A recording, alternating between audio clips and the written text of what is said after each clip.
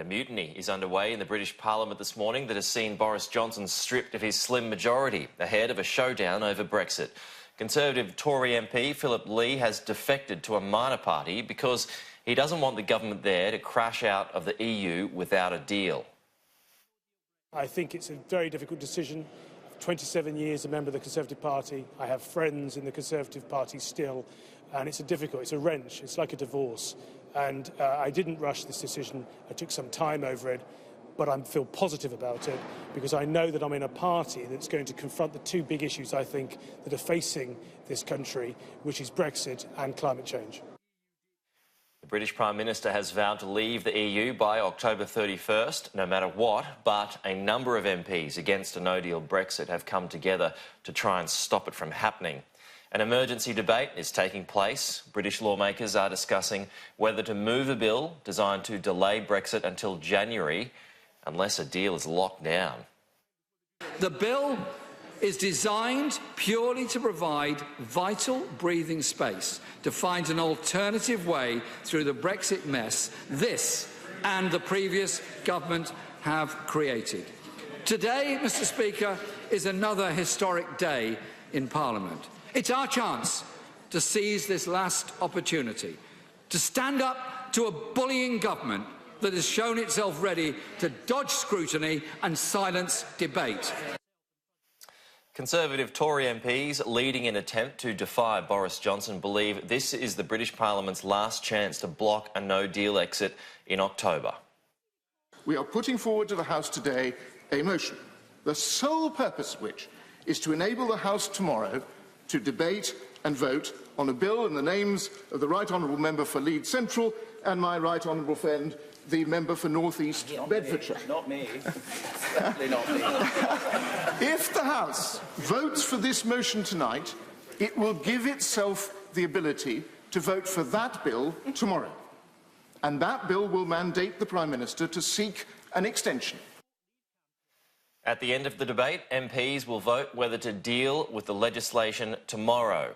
If it's passed, Boris Johnson would be forced to delay Brexit by 3 months. Joining me now live is CNN reporter Anna Stewart. Anna, good morning to you. You're in Clacton-on-Sea, which is a seaside resort town on England's east coast and is a Leave stronghold. What's the feeling there about these latest developments?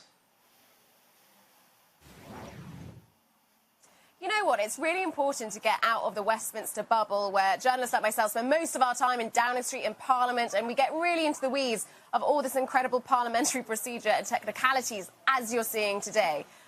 If you come out into areas like this that did vote to leave, and this one is 69, nearly 70% essentially voted to leave the EU back in 2016, and then this year in the EU parliamentary elections, because we had that vote because we delayed Brexit the last time, they voted for the very newly formed Brexit Party led by Nigel Farage. So if you speak to these people today and say to them, listen, MPs are trying today, Rebel MPs trying to delay Brexit again, trying to tie the Prime Minister's hands, what do you think about that? Would you rather have a no-deal Brexit? That's the other big concern here, huge economic uncertainty there.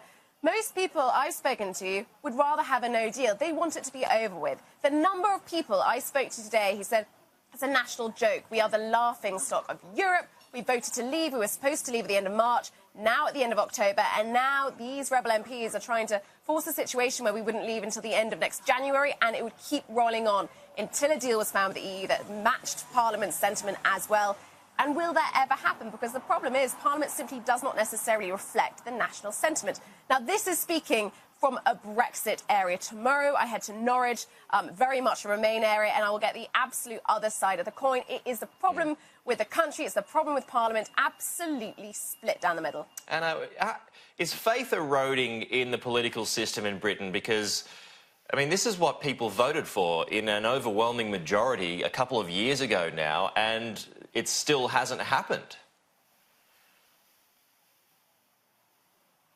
Well, I wouldn't say it was an overwhelming majority. Most people would say it was fairly slim. But I would say that not only is trust and faith eroding in the system, for many people it has eroded already. There's a real sense of distrust, displeasure. And you have to remember that the Brexit vote, the vote for Brexit to leave the EU, much of that was already a protest vote against the current norm, how people feel in some of the poorer parts of the UK, They may associate with the EU. Sometimes it's ex-mining towns. Sometimes it's areas that used to be big into pottery. Industries that have died, that feel that already government has let them down. Then they voice their opinion. They give it a vote.